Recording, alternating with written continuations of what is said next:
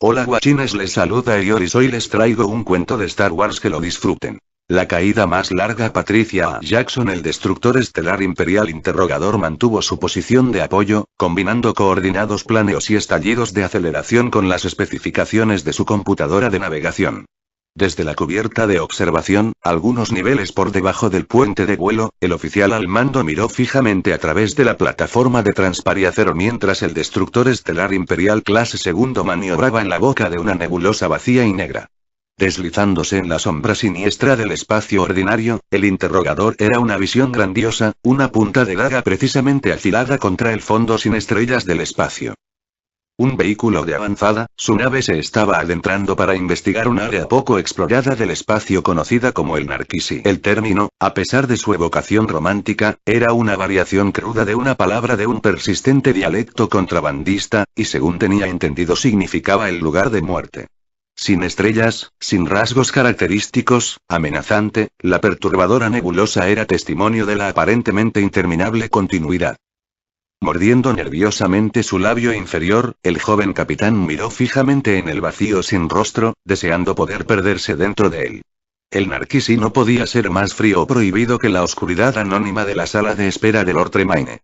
Y el Narquis, un leviatán horroroso y mítico que se decía se ocultaba dentro de la nebulosa, indudablemente no podía ser una entidad más aterradora que el mismísimo Alto Inquisidor del Emperador. En el interior escasamente amoblado y cruelmente antiséptico de la cámara de espera, el joven capitán notó solo una silla contra la pared lejana. Se preguntó cuántos oficiales imperiales se habían sentado en esa silla y cuántos habían vivido para contarlo. Los números eran muy desproporcionados entre sí, estaba seguro, y se felicitó por su decisión no de sentarse en ella. Aunque no era un hombre supersticioso, el capitán confiaba en que aumentaría sus oportunidades de sobrevivir si Tremaine venía y lo encontraba esperándolo de pie. De hecho, había estado de pie, respetuosamente en atención, las últimas 3 horas, esperando que el adepto oscuro se dirigiera a él personalmente. Y si su diligencia no tenía ninguna consecuencia sobre el resultado de su reunión, por lo menos tendría la satisfacción de enfrentar al Alto Inquisidor Tremaine y su propia potencial ejecución con una pequeña medida de dignidad. Los otros murieron de pie, le dijo su subconsciente. El almirante Otzel. El almirante Ranes. El capitán Needa. Su estimado consejero y amigo, el capitán Nolan. Y había otros que no acudían a su mente directamente. ¿Qué te hace tan diferente? La incapacidad de responder a esa pregunta trajo un presentimiento vacío y perturbador en el fondo de su estómago. Sujetando sus manos con fuerza a sus espaldas, el joven capitán se balanceó de un lado a otro sobre sus tacones, un hábito impaciente aprendido en el puente y exacerbado por la tensión diaria de comandar una nave en la flota de guerra más prestigiosa del emperador. Era una rara fijación de movimiento que estaba tratando de eliminar y que había regulado con cierto éxito. En todo caso, el balancearse no lo preocupaba tanto como los violentos temblores que agitaban sus manos.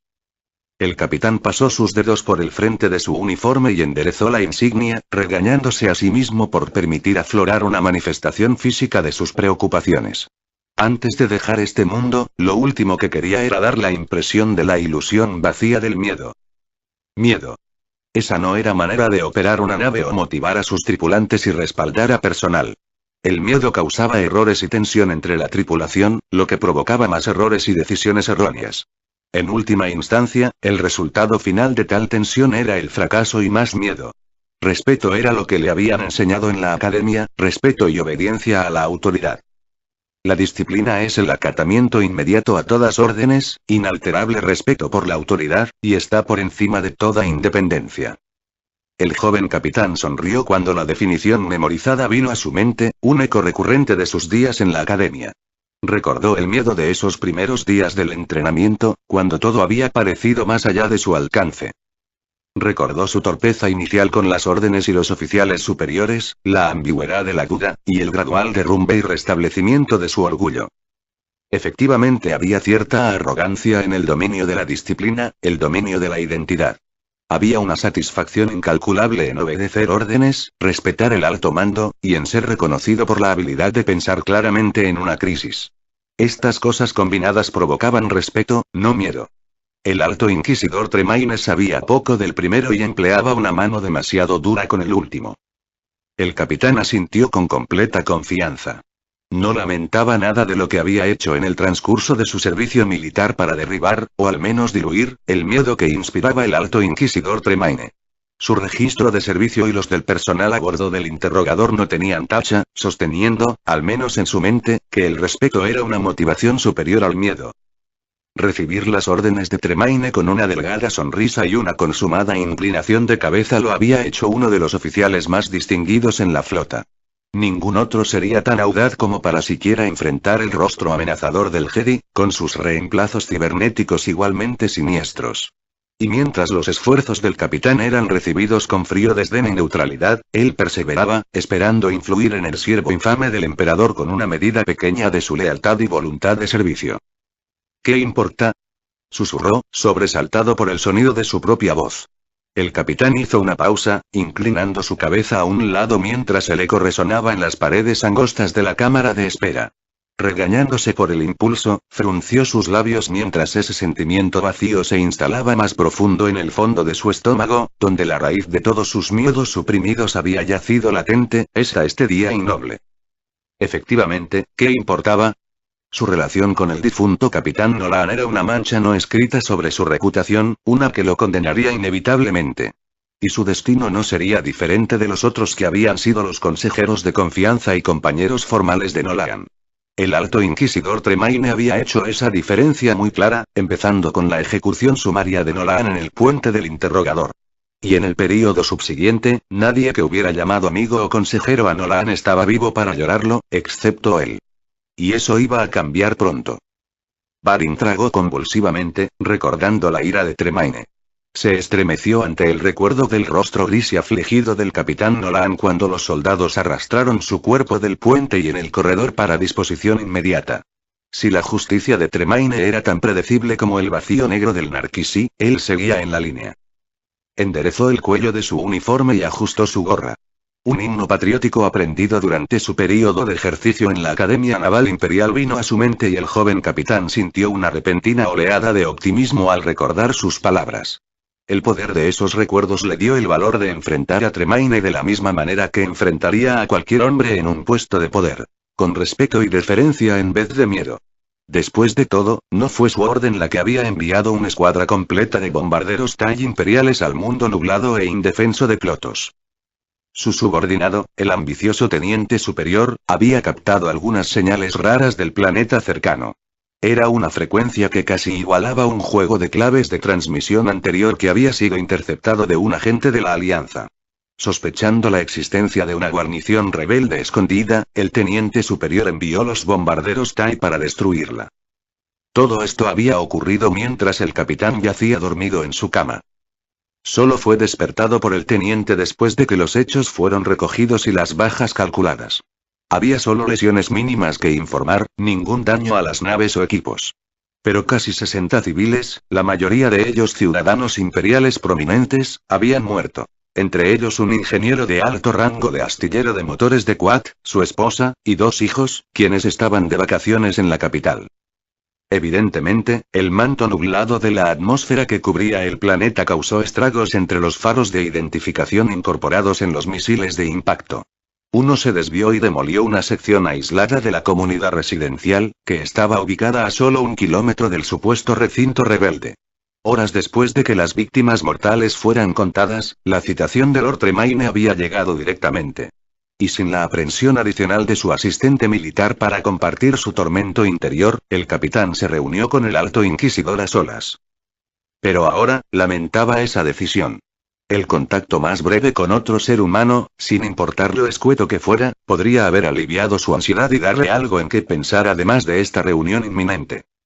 El industrioso oficial superior de comunicaciones habría sido una elección excelente. Un hombre de familia y padre, era un incesante hablador, razón por la cual el capitán lo había descartado como asistente militar. Un jefe leal y competente, el oficial de comunicaciones siempre tenía tiempo para dedicar al amor de su esposa, a casi 300 años luz de distancia, y al hijo recién nacido a quien nunca había visto, excepto a través de holos e infrecuentes transmisiones cara a cara. El balance parecía afianzar al oficial hablador en una manera que el capitán había llegado a admirar y finalmente a resentir.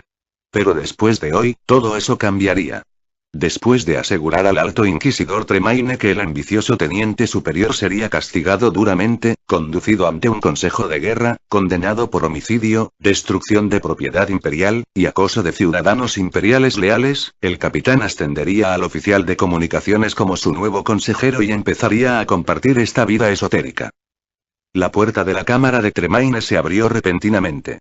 El capitán giró secamente en su tacón y saludó cuando el Jedi entró en la habitación. Alto Inquisidor Tremaine, tengo un informe completo sobre el error de Teniente Superior Leeds. Su voz se detuvo ante el lacerante dolor que asaltó su garganta. Mientras el agarre invisible se intensificaba, el capitán cayó sobre sus rodillas. Hizo una mueca de dolor cuando los huesos pequeños en la base de su cráneo se agrietaron perceptiblemente bajo la presión. Incapaz de respirar, se encontró tendido en la luz fría e intensa del piso de la sala de espera. Cerró sus ojos en un esfuerzo por calmarse. Su mente empezó a vacilar por la falta de oxígeno, y recordó el ejercicio de estrés en la academia donde sus colegas y él fueron sujetos a una prueba de pánico en un cuarto lleno de emanaciones nocivas. Medio cegado y casi inconsciente, fue el último en salir. El único con el valor, o el orgullo estúpido, como muchos lo llamaron, para quedarse más tiempo que ningún otro. Pero en esta nueva prueba, había consecuencias fatales. Aquí el capitán era completamente consciente de lo que estaba pasándole. No habría ninguna emanación nociva que embotara sus sentidos y suavizara el golpe. Podría sentir cada sensación con vívido detalle, desde el beso frío de la placa de cubierta contra sus palmas a la tela áspera de su uniforme donde raspaba sus codos y rodillas. Incapaz de levantar su cabeza y suplicar a Tremaine una segunda oportunidad, el joven capitán solo pudo mirar fijamente el ondeante dobladillo negro del manto del Jedi. Mientras su conciencia se desvanecía, se imaginó siendo atraído dentro de la tela negra y en un mundo alternativo tan oscuro y sin estrellas como la nebulosa de Narkisi que rodeaba su nave. «Qué final tan apropiado para mi vida», pensó con entumecido placer. El primer hueso pequeño se rompió bajo la presión y sintió que su cuerpo se relajaba. Nacido en un linaje y clase prominentes, Jovan Barin asistió a la Academia Naval Imperial, una decisión tomada más por los dictados de su tradicional familia que por decisión propia. Pero no había lamentado ese curso, y ahondó en lo mejor de sí mismo para impresionar por igual a consejeros y oficiales superiores. Por sus concentrados esfuerzos en detalle y exactitud, se graduó en el 2% superior de su clase, un logro distintivo. Recién comisionado como teniente, pasó a un puesto prestigioso como oficial superior de rastreo a bordo de un destructor imperial clase Victoria. Su ambición y ojo para la acción competente y redituable le ganaron una reputación temprana, cuando aún era un oficial recién graduado sirviendo en el desolado borde exterior, en el área del espacio comúnmente conocida como la frontera salvaje. Y si bien no era una asignación prometedora para un oficial de su calibre, sería un cargo efímero con muchos logros notables que le valdrían la mirada favorable del capitán Nolan. Habiendo servido también en el borde exterior como oficial subalterno, Nolan le tomó una simpatía inmediata de Barin. Para fastidio de varios de sus oficiales subalternos, Nolan pidió algunos favores y arregló la transferencia de Barin al puente del interrogador, donde no hizo ningún intento de ocultar su parcialidad. En un año, Barin había alcanzado las elevadas expectativas puestas en él por su consejero desafortunado. Después de la ejecución prematura de Nolan, Barin se convirtió en uno de los hombres más jóvenes en alcanzar el rango de capitán. Como tal, sería uno de los oficiales más jóvenes que alguna vez recibieran el mando de un destructor estelar segundo imperial. Y con eso, heredó la carga de las demandas exigentes de Tremaine y el resentimiento de cada oficial imperial en el puente. La muerte era un manto oscuro cubriendo la capitanía del interrogador. El ascenso se daba por sucesión. El tipo de sucesión que uno ve en una tambaleante casa de cartas de Sabak. El ascenso para capitán de Barin era solo un truco complicado por sus colegas ejecutivos para mantenerse bien fuera de la sombra omnisciente de Lord Tremaine. Barin, como su predecesor, serviría como amortiguador. Cuando surgiera el próximo error, cuando apareciera la próxima incorrección, sería su nombre el pronunciado por Tremaine y su cuello el aplastado por la ira del Alto Inquisidor. Así, como con todas cosas, Barin se sumergió de lleno, mentalmente y físicamente, en la búsqueda interminable de la perfección. Su clasificación de eficiencia era la más alta en la flota y sus hombres los más constantes y leales. En una cena formal para el personal ejecutivo del interrogador, Barin fue forzado a desviar las preguntas curiosas de sus compañeros oficiales, que por los pasados 6 meses habían observado boquiabiertos de envidia su habilidad de motivar a hombres y respaldar a personal, incluso bajo las circunstancias más extremas. Cuando le preguntaron cuál era su logro más grande, Barin respondió: servir bajo el Alto Inquisidor Tremaine. Un momento de silencio siguió al comentario. La atmósfera jovial usurpada por un humor más oscuro y temible. Mirándose fijamente y luego a Barin por turno, los oficiales imperiales reunidos se quedaron mudos y cedieron la voz a sus miembros más francos. «¿Usted está loco, Barin?», susurró el general Parnet. El oficial miró por encima de su hombro, disgustado, como si esperara que el Alto Inquisidor Tremaine estuviera cerca en las sombras, escuchando. «Oh, vamos, caballeros», los regañó Barin, levantando su copa en un brindis 3/4. El hombre no es tan terrible. Opresivo, demandante, implacable. No es diferente de nuestros consejeros de prácticas en la academia o algunos de los oficiales superiores bajo los que servimos antes de nuestros grandes nombramientos a comisiones ejecutivas. Ahí está su error, Barin, dijo Parnet sin inflexión. Su cara cruel y apuesta era tan inexpresiva como las sombras que bordeaban las esquinas de la habitación 3/4. El fracaso en la academia era la expulsión. El fracaso en cumplimiento del deber significa a menudo la reasignación a alguna tarea vergonzosa, la degradación, quizás una corte marcial en los peores casos.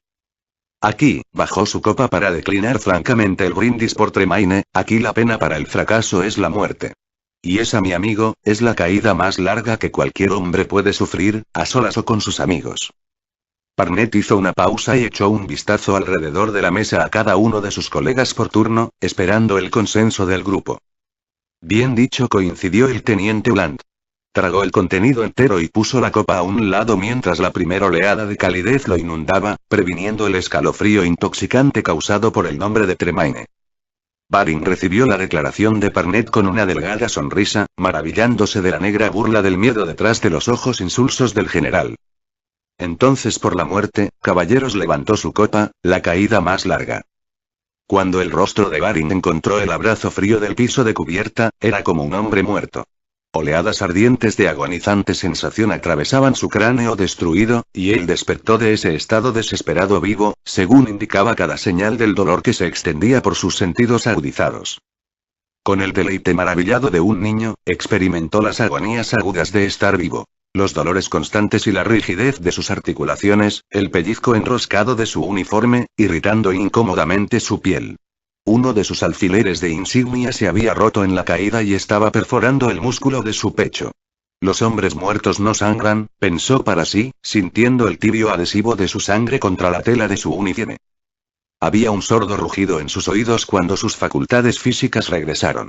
Una puñalada momentánea del dolor reveló que había una costilla desprendida, posiblemente 2, sufrida en la caída al piso de la sala de espera. Su índice derecho no se movía, y cualquier intento de forzarlo causaba una ola secundaria de angustia sensorial. Y había más. Algo estaba terriblemente mal. No podía respirar. Desesperado, Barin registró la habitación, sus ojos letárgicos enfocándose lentamente en su entorno. La demora en su visión devolvió ideas terroríficas a su cerebro perplejo, haciendo que los escasos objetos en la área inmediata parecieran gigantescos en comparación a su cuerpo débil y destruido. Este efecto atroz redobló su terror, prolongando la agonía de su asfixia. ¿Por qué no lo termina? Barin exigió en su mente, incapaz de hablar. Su garganta estaba ardiendo. El regusto salado de la sangre le causaba repulsión y náuseas, agravando su desesperada condición. Entonces su voluntad de sobrevivir conquistó la legión de sensaciones embotadas que entumecían su cerebro y Barin abrió su boca. El frío gélido de la sala de espera cortó su lengua cuando tomó su primer boqueada de aire. La experiencia fue una agonía intolerable. El helado escozor pasó rápidamente a través de su boca y luego sus fosas nasales. Barin tosió, respirando con dificultad cuando sus pulmones empezaron a funcionar.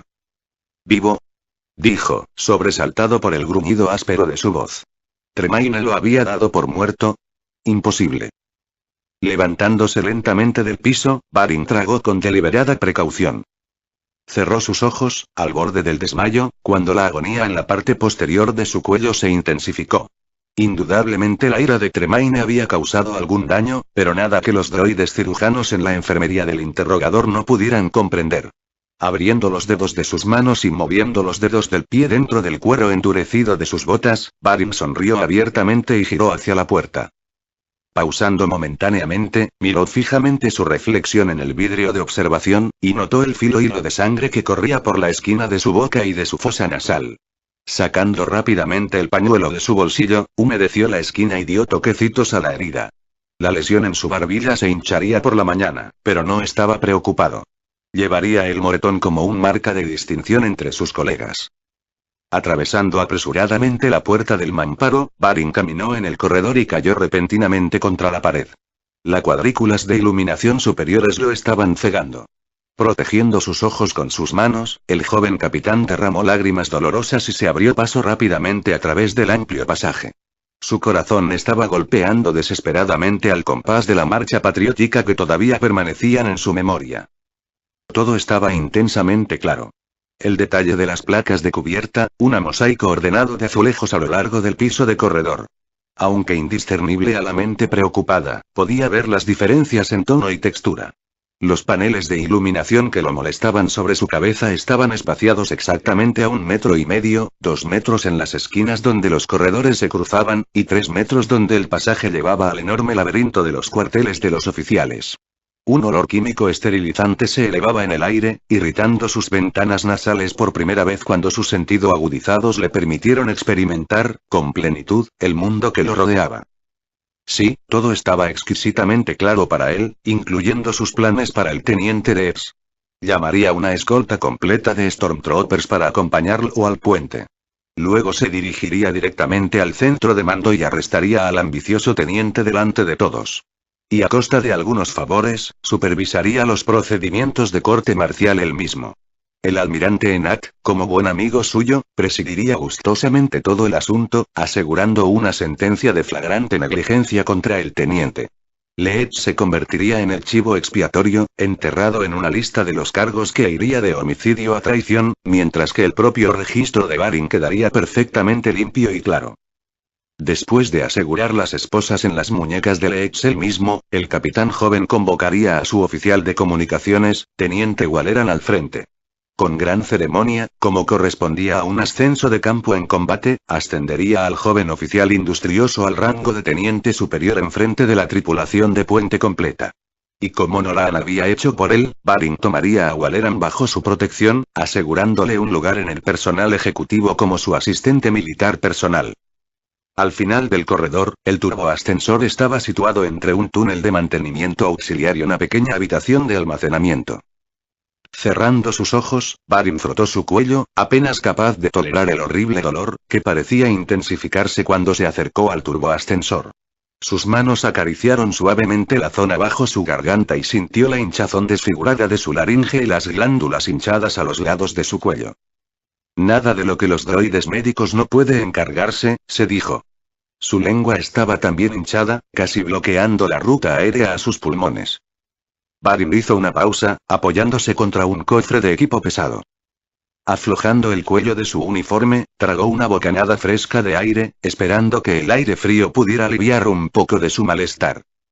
Asombrado al ver que aún no había alcanzado el turboascensor, el capitán luchó contra un ataque de pánico. Su corazón se aceleró cuando abrió sus ojos.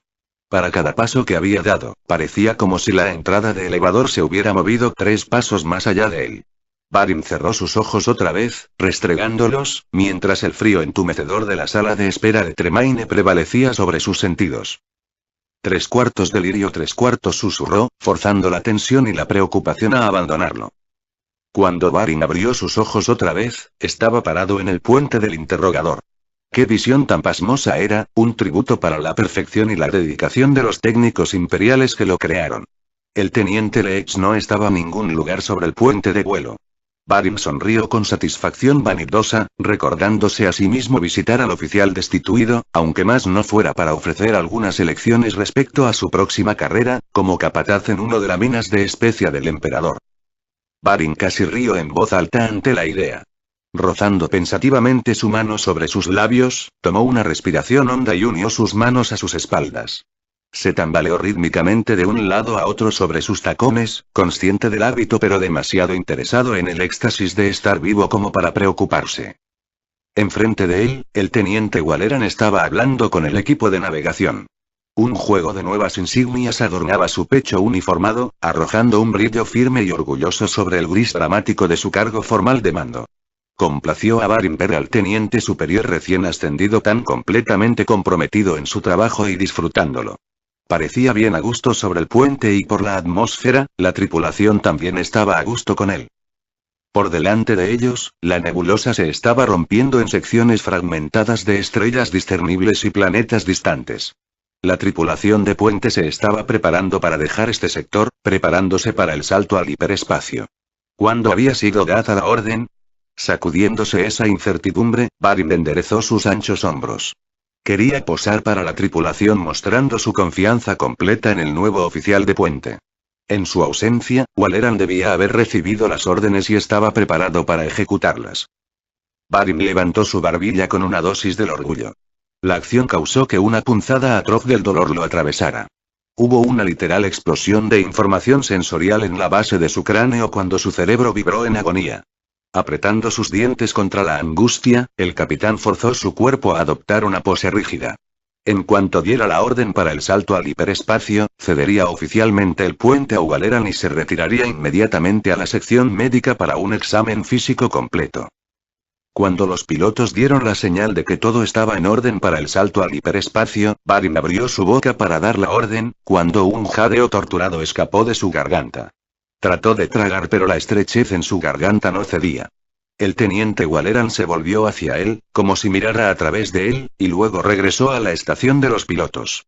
Enderezando sus hombros en una imitación arrogante de su oficial al mando, Waleran inclinó la cabeza hacia su subordinado y dio la orden para el salto a hiperespacio. Barin hizo una mueca de dolor bajo el ataque violento de los motores hiperespaciales cuando el chirrido de los motivadores sacudió sus huesos, hasta sus dientes. Hubo una explosión secundaria de luz y color cuando los puntos delatores de las estrellas se alargaron y estiraron al otro lado de la pantalla, transformándose en la tela sin costura del hiperespacio. Cuando el brillo radiante se intensificó, Barin entrecerró los ojos, desesperadamente asustado de cerrarlos. Porque cerrarlos podría significar ya nunca volver a abrirlos, nunca ver este mundo, o existir dentro de él otra vez. Pero la luz era demasiado intensa, la presión en la base de su cráneo demasiado fuerte. Fue forzado a escapar a un mundo donde no había ninguna luz, ningún sonido, solo negrura. Con el cuello roto, su médula espinal pulverizada en la base del cráneo, el capitán Jovan Barin estaba muerto. Su cabeza se meneó lánguidamente de un lado a otro en sus hombros cuando dos Stormtroopers sacaron a rastras su cadáver de la sala de espera del Alto Inquisidor Tremaine.